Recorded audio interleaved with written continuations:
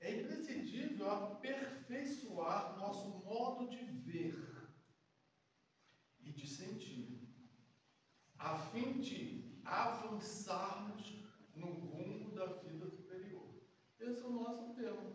Avancemos além. Aí ela leu aqui pelas obras, né? E a gente vai ver que é pelas obras mesmo, porque a nossa página chama-se Avancemos além. E é também um ditadozinho que sai sempre depois do título, é de Paulo também. E Paulo diz assim: pelo que, deixando os rudimentos da doutrina do Cristo, prossigamos até a perfeição, não lançando de novo o fundamento do arrependimento e de obras mortas. Quando me deram esse tempo, eu fiquei pensando, há quase 50 anos atrás, eu acho que não tem ninguém aqui de 50 anos atrás que frequentava a doutrina espírita, tem? A maior parte nem nascido. Mas, hein? Estava no plano espiritual?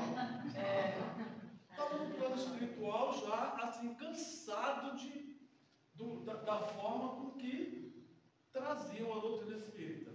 A gente ia no centro, quando eu comecei a ir ao centro, eu era criança, que eu ia de companhia com a minha tia.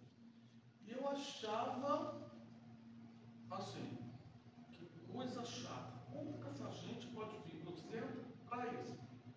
Aí você ia, num dia, era o livro dos Espíritos. Aí alguém lia a pergunta e lia a resposta. Lia a pergunta e lia a resposta. Mas ninguém explicava nada. Você é criança, né? Quer dizer, pré-adolescente, uns 10, 11 anos, você não entende nada. No outro dia, era a leitura do Evangelho. Aí ficava todo mundo aqui, eu respondia, acabava e alguns tomavam um passo e iam embora para casa. Muito chato. Se hoje estão falando que a doutrina, que as casas espíritas estão chatas, agora vocês imaginam 50 anos atrás. Quando eu entrei na doutrina espírita, a gente estava começando um movimento de evangelização. Olha para vocês terem uma ideia. Evangelização infantil e adolescente. E eu fui evangelizar adolescente. Aí surgiu a Comerge, que eu não sei se vocês já ouviram falar, que era a confraternização de jovens espíritas do estado do Rio de Janeiro. Era lá no Instituto de Educação que chegou a um ponto de 1000 jovens que não dava para atender banheiro, comida e essas coisas assim. Mas lá a gente cantava todo mundo. A primeira vez que a gente foi a Comerge, eu cheguei no Centro Espírita Joana d'Arc, eu botei os jovens e falei, olha, nós vamos cantar. Aí falei com o presidente, assim, olha, eu quero mostrar para o pessoal, porque dizia assim, esse negócio de período de carnaval, esses jovens, os pais não queriam deixar os jovens irem, porque pensavam que era para alguma farra, alguma coisa. Mas a gente conseguiu convencer, levamos alguns. E esses alguns, a gente trouxe as músicas espíritas que cantavam na Comerge para eles cantarem no centro. Quando eles começaram, a gente colocou eles assim, na tribuna, para cantar, veio um grupo de pessoas falando assim no meu ouvido, para de cantar aqui no centro, para de cantar. Para vocês imaginem isso, há 40 e tantos anos atrás, mandando parar de cantar. Eu falei assim, agora está cantando, vai cantando. Mas acontece que muita gente gostou.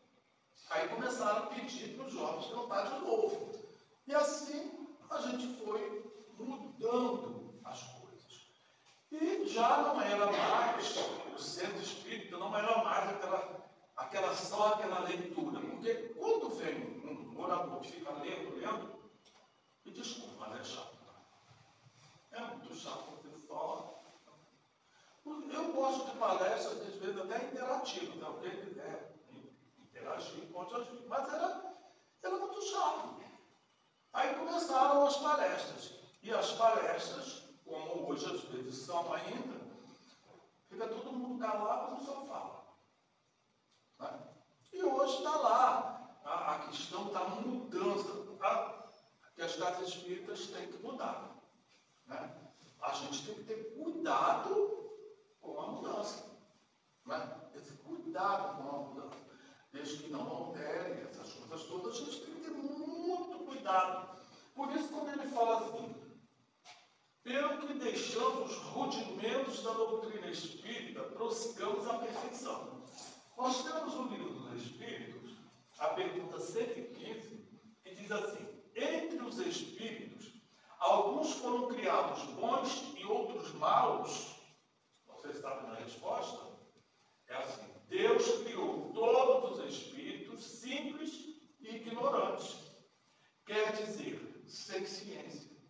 Deu a cada um uma determinada missão com o fim de esclarecê-los, fazê-los alcançar progressivamente a perfeição, para o conhecimento da verdade, para aproximá-los dele. Então, se Deus nos criou simples e ignorantes, a gente tem que sair da ignorância. Não é? Sair da ignorância significa um dos princípios do Espiritismo, que é você crescer, você evoluir. A gente sabe que nós evoluímos, as instituições têm que se evoluir, o planeta tem que se evoluir. Também tem uma outra pergunta do livro dos Espíritos, que diz assim, o egoísmo, que falou na página de abertura, fala assim, o egoísmo é 914. O egoísmo estando fundamentado sobre o sentimento de interesse pessoal, porque antigamente os presidentes de casa espírita, eles colocavam o que eles pensavam. Cada um colocava aquilo no seu pensamento. Podia ter uma diretoria, eu estou dizendo para vocês, porque eu conheci isso e enfrentei isso. Então, o presidente colocava aquilo que ele queria. Não quer dizer que isso não exista por aí, não, porque ainda existe. Mas, então, eu estou dizendo aqui, o interesse pessoal parece bem difícil de ser inteiramente extirpado do coração do homem. Isso se conseguirá?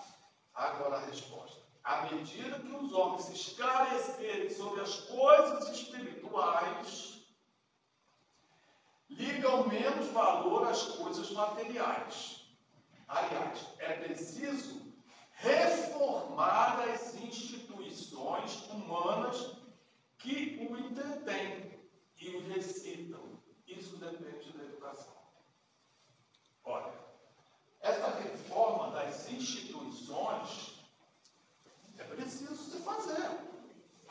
À medida que a gente vai evoluindo, que o mundo vai evoluindo, não só cientificamente, mas também moralmente, a gente também precisa mudar as coisas. Não é? A gente precisa fazer com que as instituições melhorem. Outra coisa que é rudimentar, só podia ser diretor de casa espírita os mais velhos. Gente, não, você já foi presidente, mas não era para você ser. Naquela época você não poderia ser. Não é? Porque era só os mais antigos. Aí tem aquelas denominações que a gente ainda vê assim, donos de centro. Chegou a um ponto de um centro espírita, o dono do centro ficar doente, fechou o centro. E aí, levaram as filhas que não eram espíritas, levaram para a casa dela todos os livros de atas, toda a história do centro, e o centro ficou fechado anos, por causa dessas histórias que o indivíduo se reelegia e ficava dono de centro. Quando a gente começou, por que existe a unificação? Porque você tem que trocar experiências. Quando eu fui buscar experiências lá na antiga UZERJ, aí começou as modificações. Aí começou a se orientar que os centros, que os presidentes só tivessem, no máximo, 2 gestões. Por quê? Porque ele tinha 2 gestões, geralmente de 2 anos, dava para o presidente fazer alguma coisa, mas ele tinha que sair para entrar alguém diferente dele, com outras ideias, com outra diretoria. E isso a gente implantou. Aqui na época que era 31 CRE, não era seu, era CRE. Então a gente foi implantando. Então essas questões legais, que vão mudando, igual hoje, por exemplo, o centro que faz assistência social aqui, o centro que faz assistência social hoje, na casa espírita, porque antigamente dava-se bolsa, cesta básica, a todo direito, se fazia a assistência social do jeito que se queria. Não como falou ali, sentindo o que você está fazendo. Então se fazia porque começou a ser assim. Mas hoje os centros que têm, que distribuem cesta básica, eles estão ligados às secretarias de assistência social. Os centros podem ser fiscalizados. Então você tem que adaptar o centro às leis que regem o município, que regem o estado, que regem a federação. Por isso que eu sempre, quando eu fui presidente, ainda está lá, sempre o centro foi candidato ao Conselho de Assistência Social, ao Conselho de Saúde, porque isso são leis, isso aí é fazer você representar, você está lá para você saber o que está mudando, as leis. Porque antigamente você podia botar um médico na casa espírita para trabalhar, mas se ele entrasse na justiça, você ia ter que indenizar.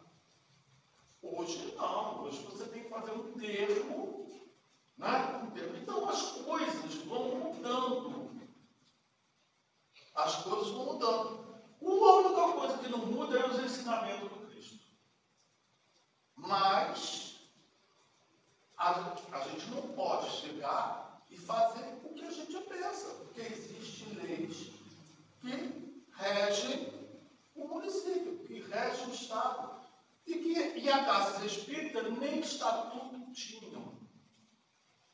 A gente tinha aqui. Eu peguei uma casa no João Abarque, uma casa que tinha um estatuto de 1927.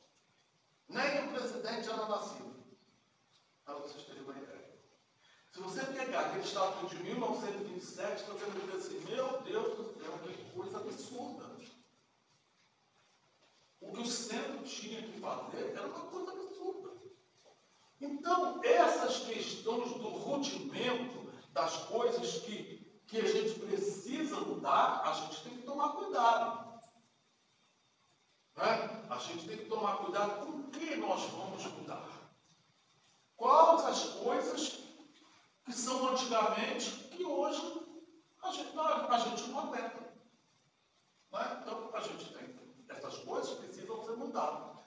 Agora, os ensinamentos do Cristo, não. Os ensinamentos do Cristo não mudam. Embora muita gente tenha outra interpretação. Eu vi um vídeo essa semana, não sei se vocês viram, um padre falando que o Jesus deles, da Igreja Católica, não é o mesmo nosso. Alguém viu?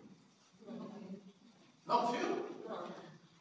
Ele disse que o Jesus deles é Deus. O nosso não. Jesus nosso, ele não é Deus. Ele é nosso irmão. Não é. O deles é Deus. Ele fala que o Jesus deles, o sangue de Jesus tem poder. Que as pessoas têm que ter fé no sangue de Jesus. Aí eu fiquei pensando no sangue de Jesus. Por que não Jesus? Porque tem um significado para eles que o sangue representa a atitude de Jesus morrer na cruz. Então, representa o sangue lá de Jesus. Deve ser. para nós é Jesus. Aí a gente fala que para nós são as reencarnações. Que a mudança através de nós são as reencarnações, e eles não. O sangue de Jesus tem poder, salva. Olha, você vê, até separando Jesus de religião, já tem. Então, vocês procurarem lá na internet, na coisa, vocês vão ver isso. Né? Separando o Jesus deles e o nosso. Aí eu pergunto, e os ensinamentos? Será que os ensinamentos do Jesus deles são diferentes dos ensinamentos do nosso Jesus, do Jesus Espírita? A gente acredita que não. Nosso ensinamento de Jesus. Então, tem coisas que a gente precisa separar. Ó, Jesus é nosso irmão, é filho de Deus. Ele sempre se colocou que Deus era Pai. Era o Pai dele, que ele veio fazer o quê? Ele veio cumprir o que o Pai havia mandado ele fazer. Mas a gente vê o seguinte, na página diz assim: aceitar o poder de Jesus, guardar a certeza da própria reencarnação além da morte, da ressurreição através da morte, reconfortar-se antes dos benefícios da crença. Aí, quer dizer, basta só acreditar no sangue do poder. O sangue tem poder. Basta só acreditar em Jesus. Basta acreditar que você não vai morrer. Não estou falando de reencarnação, estou falando de ressurreição. Você não vai morrer. Isso serve, isso para nós adianta. A gente estava falando aqui na página das obras. Mas Jesus diz para nós, adianta você só acreditar, você crer. Adianta você crer. Não adianta nada você crer, porque se você, quando você passa para o mundo espiritual, você acreditando só, não adianta nada. Tem aquele grupo cônico, Filhos da Luz, Amigos da Luz. Tem uma passagem lá na internet também, que vocês podem procurar. Que o cara, ele foi trabalhador da doutrina espírita, trabalhou. Mas, e chegou no plano espiritual, quando ele viu, ele estava na escuridão. Aí perguntou para ele, falou assim: mas eu fiz tanta coisa. Deve ter feito. Mas assim, você fez com sentimento. Você fez porque você compreendeu. Olha só. Então a gente acreditar no sangue de Jesus, acreditar no que o Vanderlei está falando, acreditar no que o Fred fala, é importante? Não é só isso, é importante, você tem que compreender. Hoje, eu estava comentando com ele, que eu, antes de vir para cá, eu estava discutindo com uma pessoa que colocou uma mensagem da seguinte forma: os espíritos do céu são portadores de verdade. É uma pessoa espírita. Aí, eu diria para ele: nem sempre. É sério? Se você não compreender, você acredita. Aí estava contando, né, para ele o que aconteceu com a minha mãe. A minha mãe é católica. Aí levaram a minha mãe numa cartomante, numa bebedeira, sei lá onde que levaram ela.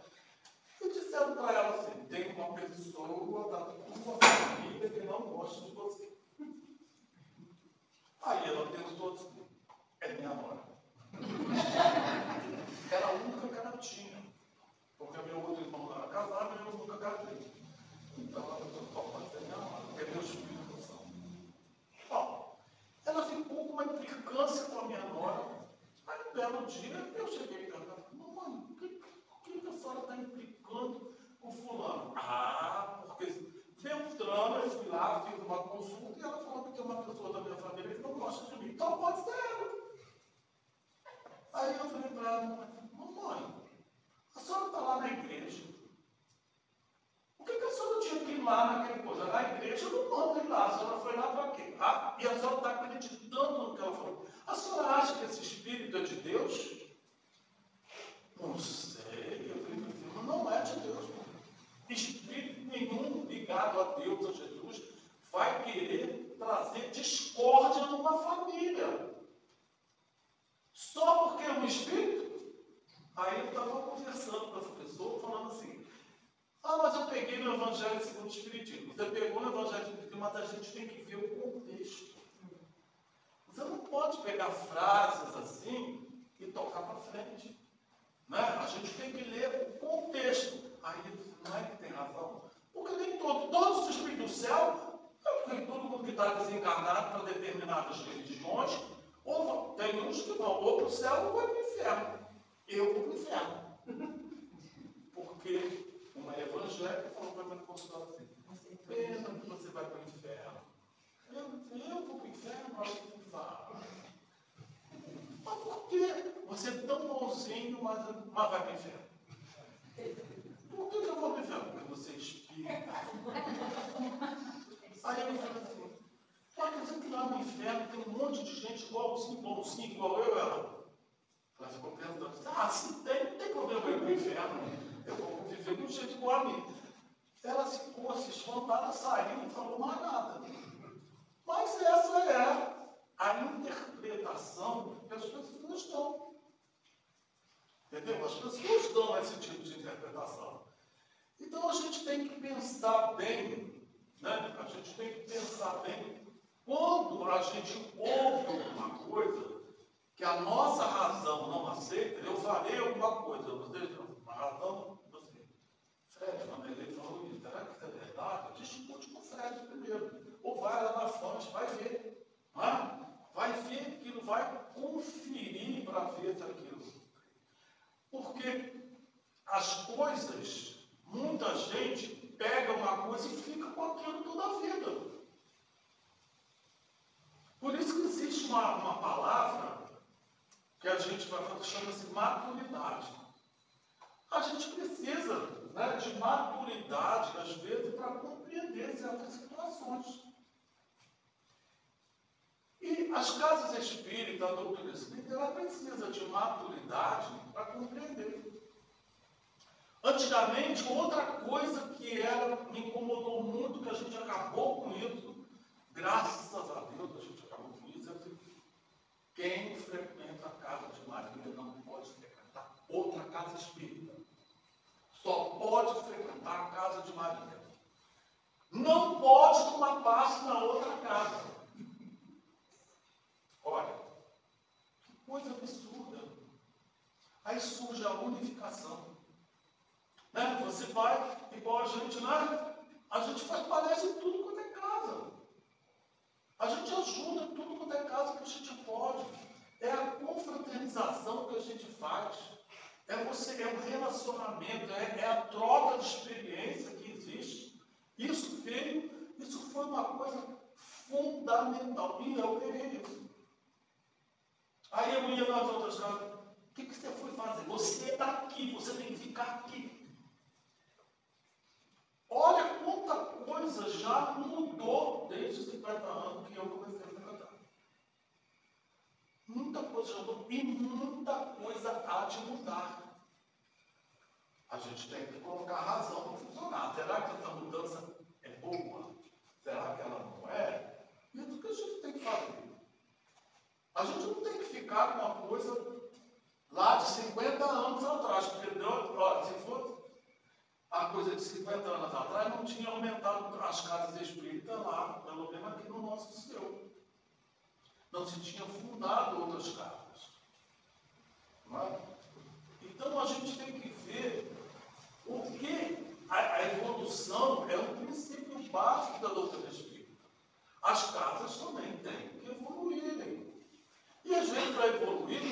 sair da sua casa para ir para outra. Igual eu falei, você tem que estar no conselho de assistência social, você tem que estar no conselho de saúde, você tem que estar no conselho da mulher, para você saber as leis. Não é você ficar lá no conselho. Não, na reunião da diretoria tem que chamar o pessoal, fazer o que está falando lá, qual é a lei, qual é o que.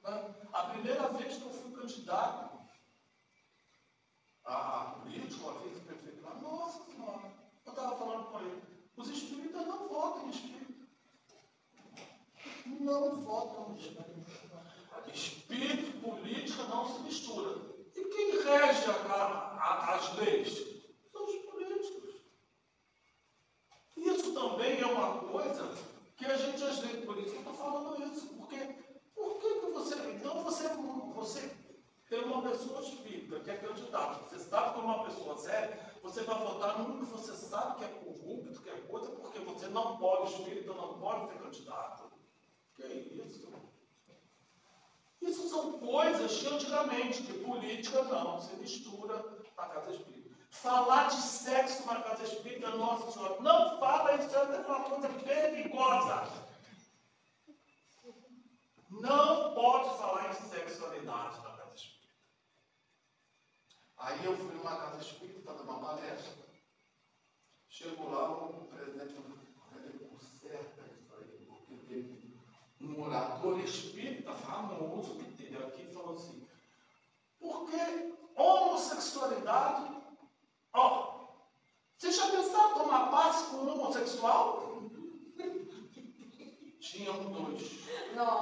Levantaram na frente do orador e foram embora.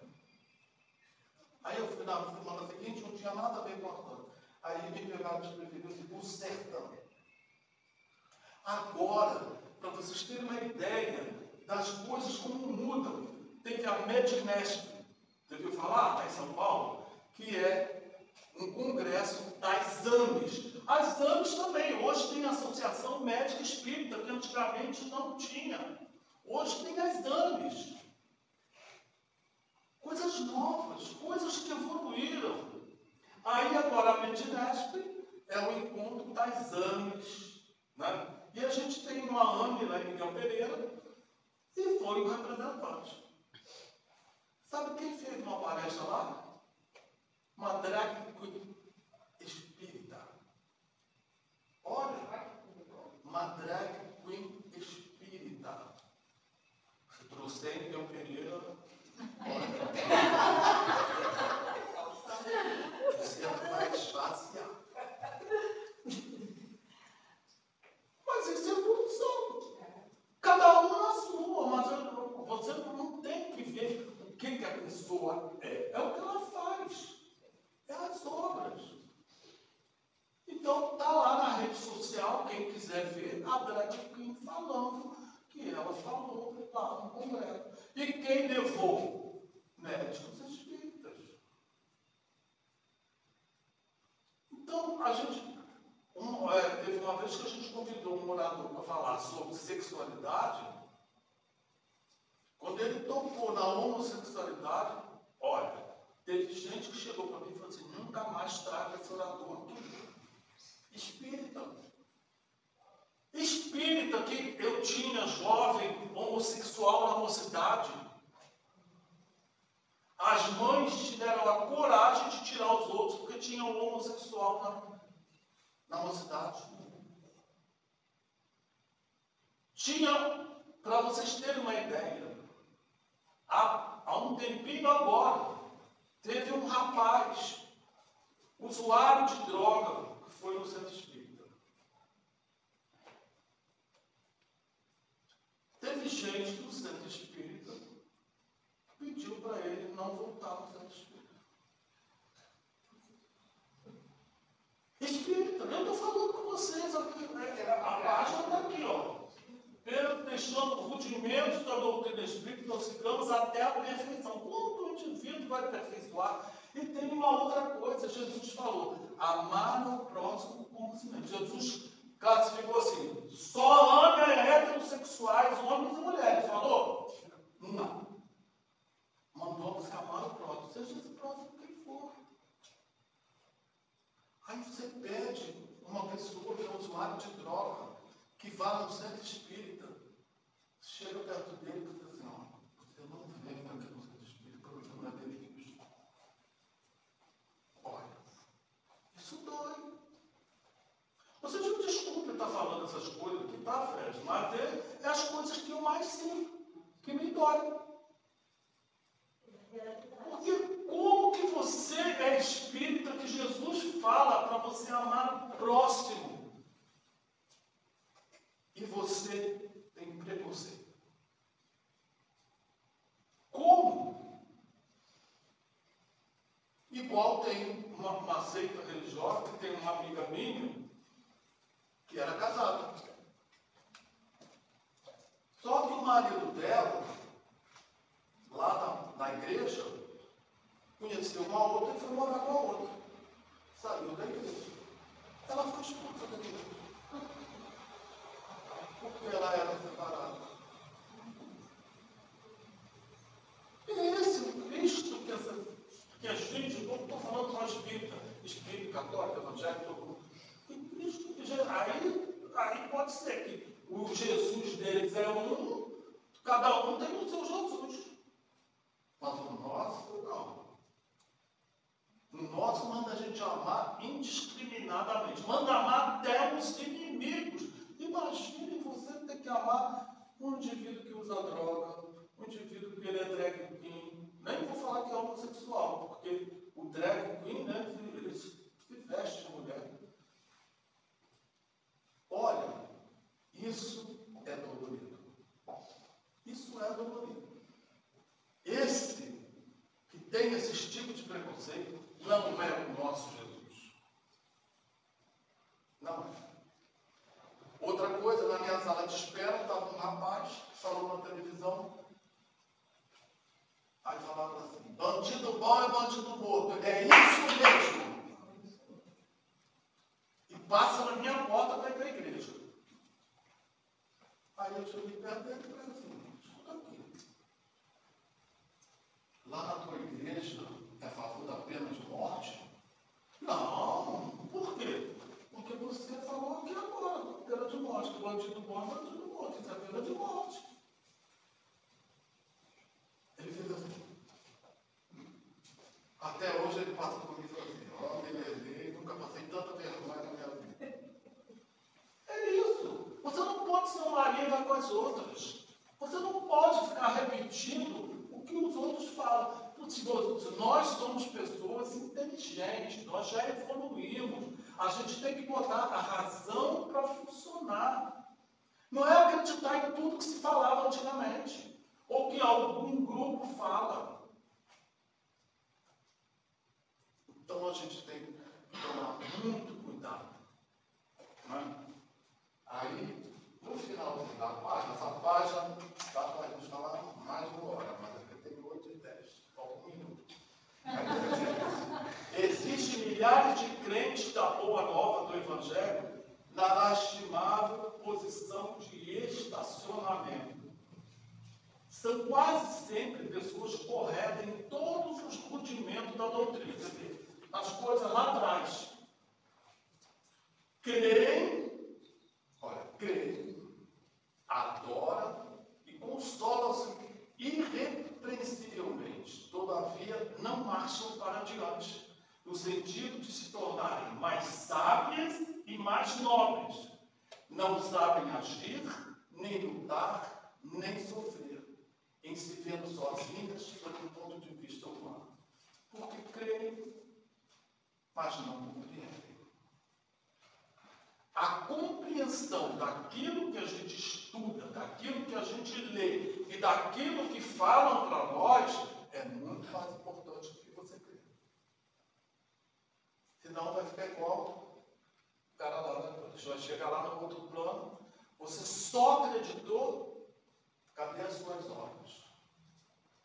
E as obras, eu costumo dizer assim, não é só você dar uma cesta básica. Alguém fez uma crítica com Chico, falou para Chico assim. Chico é um exemplo, gente. Quando a gente fala assim, mas Jesus está tão longe, vê a vida do Chico. Que aí o Chico até foi agora, perto da gente. Aí estava assim, Chico, gente que trabalha na assistência social, a gente escuta muita crítica. Então, fala assim, Chico, aquela senhora que vem lá, ela não precisa. Você não dê cesta básica para ela. Aí o Chico falou assim, mas ela vai ganhar sim. Eu vou dar a cesta básica para ela. Sabe por quê? Porque ela está treinando para a próxima. Na próxima ela vai ficar numa fila e ela não vai precisar. Aliás, ela vai precisar e ela vai ter que enfrentar a fila. Olha só a visão de um espírito que compreende, que sabe. É essa que tem que ser a nossa visão. É as nossas obras. Aí eu vou contar, não sei se vocês conhecem o livro Contos e Contos do Humberto de Campos. Lá no prefácio do livro, tem uma história muito interessante, que eu gosto muito. Que tinha um monge que vivia dentro da sua cela. Ele era doido para ver o Cristo. Conhece a história? Olha lá no livro. Ele era doido para ver o Cristo. Ele sempre orava querendo ver o Cristo. Um belo dia, quem aparece para ele? O Cristo. Aí ele ficou extasiado de ver o Cristo, mas nessa hora toca a campainha, toca a sirene do convento.